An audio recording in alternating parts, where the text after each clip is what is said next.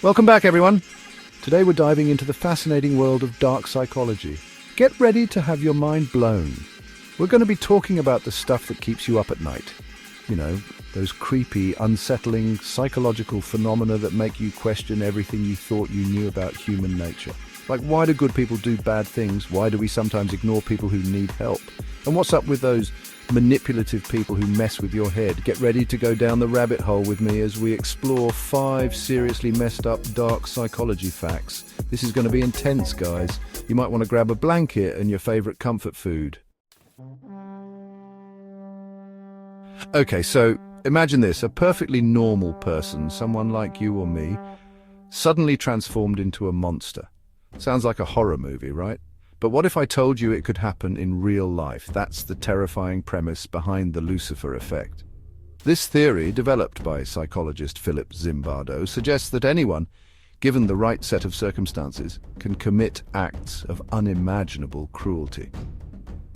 Think about the Stanford prison experiment.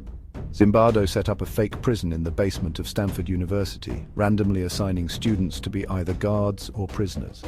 Within days, the guards became abusive and power-hungry, while the prisoners became submissive and depressed.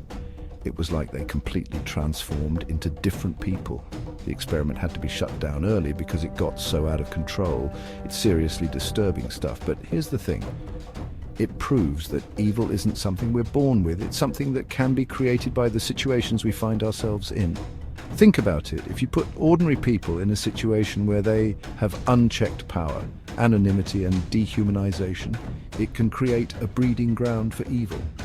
That's what happened in the Stanford prison experiment, and it's happened in countless real-life situations throughout history. It's scary to think about, right? But it's important to understand the power of situational forces. We need to be aware of the factors that can lead to evil, both in ourselves and in others. Because the truth is, we're all capable of darkness. It's just a matter of whether we choose to let it consume us. Have you ever seen someone who needed help, but you hesitated to step in because you thought someone else would do it? You're not alone. It's called the bystander effect, and it's one of the most unsettling phenomena in social psychology. Basically, the more people who witness an emergency, the less likely any one person is to help. It's like we all think someone else will call 911 or someone else will know what to do.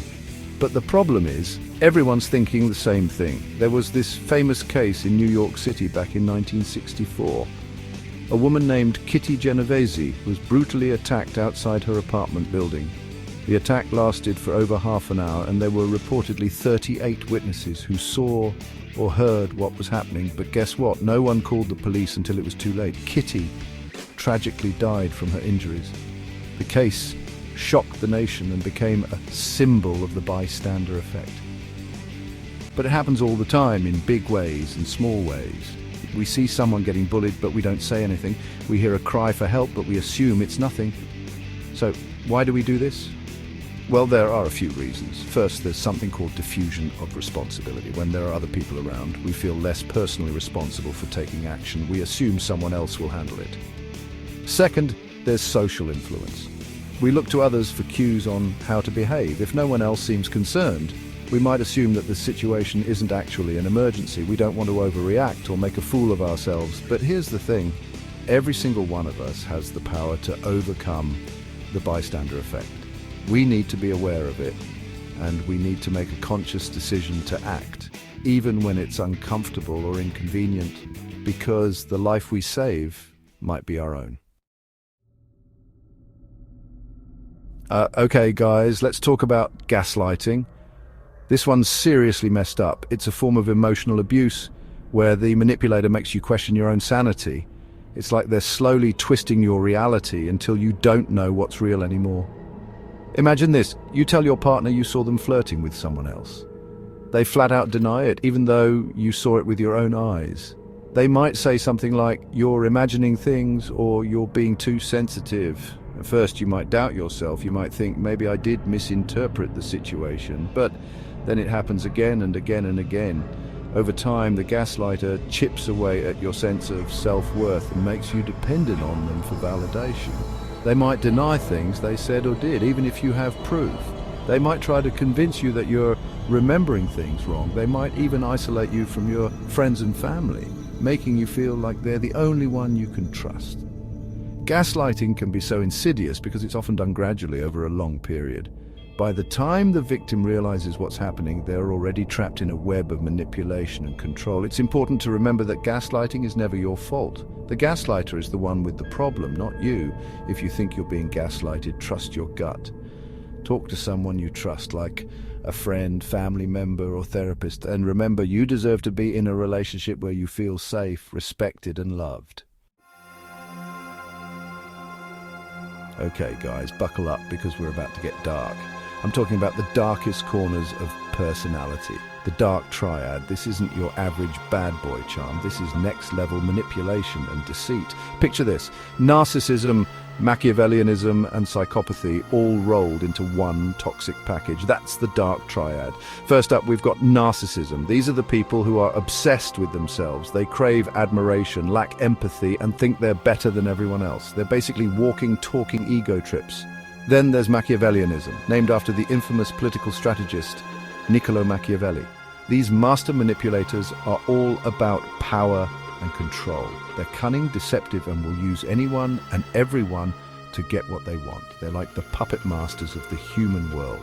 And last, but definitely not least, we have psychopathy. These are the cold-hearted, callous individuals who lack remorse or guilt. They're often impulsive, irresponsible, and engage in risky behavior without a second thought. Think of them as the ultimate rule breakers, but with a seriously dark side. Now here's the scary part. People high in dark triad traits can be incredibly charming and charismatic.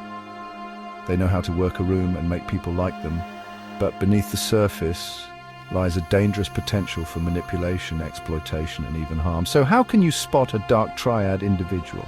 Pay attention to red flags like a grandiose sense of self-importance, a lack of empathy, a history of lying and manipulation, and a disregard for rules and social norms. Remember, knowledge is power.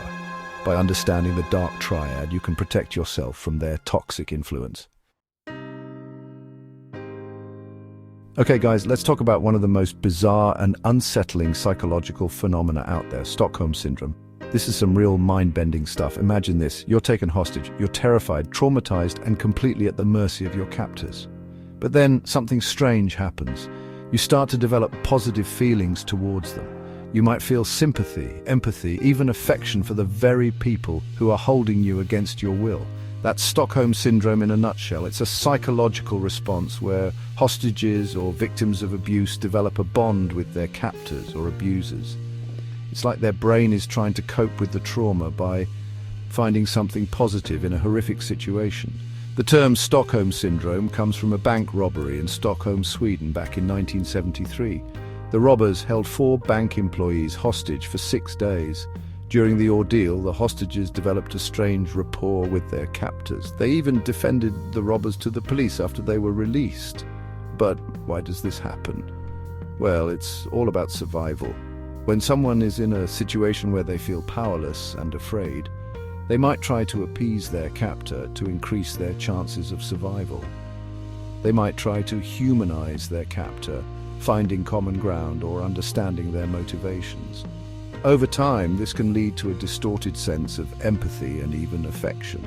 The victim might start to see the world from the captor's perspective, justifying their actions or minimizing the abuse. Stockholm Syndrome is a complex and controversial phenomenon. It's not a sign of weakness or a choice. It's a survival mechanism that kicks in during extreme trauma. Thanks for watching. If you found these dark psychology facts as intriguing as I did, make sure to like, comment, and subscribe for more deep dives into the human mind. See you next time. Don't forget to share your thoughts in the comments below. Which fact freaked you out the most? Have you ever experienced any of these phenomena firsthand? Let's keep the conversation going. And remember, guys, the world can be a dark and twisty place, but knowledge is power. The more you understand about psychology, the better equipped you'll be to navigate the complexities of human behavior. Stay curious, stay informed, and most importantly, stay safe out there.